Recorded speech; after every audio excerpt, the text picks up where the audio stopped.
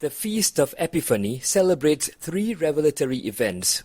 First, the Magi's visit, the Lord's baptism, which we celebrated last week, and the wedding feast at Cana, which is the Gospel for this Sunday. The Magi's homage acknowledges Jesus' divinity. Jesus' baptism reveals the Trinity, and the wedding feast of Cana testifies to his divine power as he begins his mission of salvation.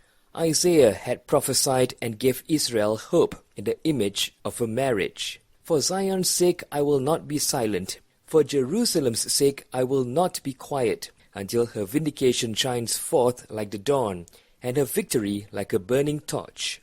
Nations shall behold your vindication, and all the kings your glory. You shall be called by a new name, pronounced by the mouth of the Lord. You shall be a glorious crown in the hand of the Lord, a royal diadem held by your God. No more shall people call you forsaken, or your land desolate, but you shall be called my delight, and your land espoused. For the Lord delights in you, and makes your land his spouse. As a young man marries a virgin, your builder shall marry you. And as a bridegroom rejoices in his bride, so shall your God rejoice in you. The word of the Lord. St. Paul reveals to us in the first letter of Corinthians how we are gathered into one spirit. Brothers and sisters, there are different kinds of spiritual gifts, but the same Spirit. There are different forms of service, but the same Lord. There are different workings, but the same God, who produces all of them in everyone. To each individual, the manifestation of the Spirit is given for some benefit. To one is given through the Spirit the expression of wisdom. To another, the expression of knowledge according to the same Spirit. To another, faith by the same Spirit. To another, gifts of healing by the one Spirit. To another, mighty deeds. To another, prophecy. To another, discernment of spirits. To another, varieties of tongues. To another, interpretation of tongues. But one and the same Spirit produces all of these, distributing them individually to each person as he wishes. The word of the Lord.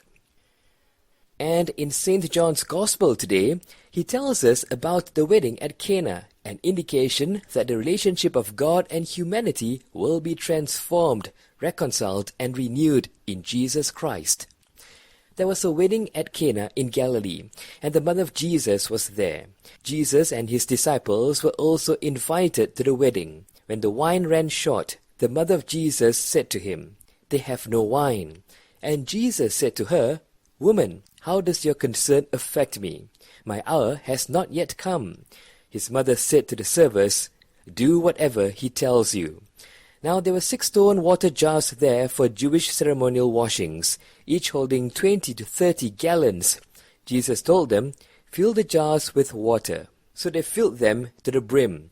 Then he told them, "Draw some out now and take it to the head waiter." So they took it. And when the head waiter tasted the water that had become wine, without knowing where it came from, although the servers who had drawn the water knew, the head waiter called the bridegroom and said to him, "Everyone serves good wine first, and then, when people have drunk freely, an inferior one. But you have kept the good wine until now." Jesus did this as the beginning of his signs at Cana in Galilee, and so revealed his glory, and his disciples began to believe in him. The Gospel of the Lord. Share with us what you've learned from the homily at your parish on our Facebook page, and subscribe to our free daily nuggets at www.redeemforworship.com. This daily nugget is brought to you by Redeem for Worship.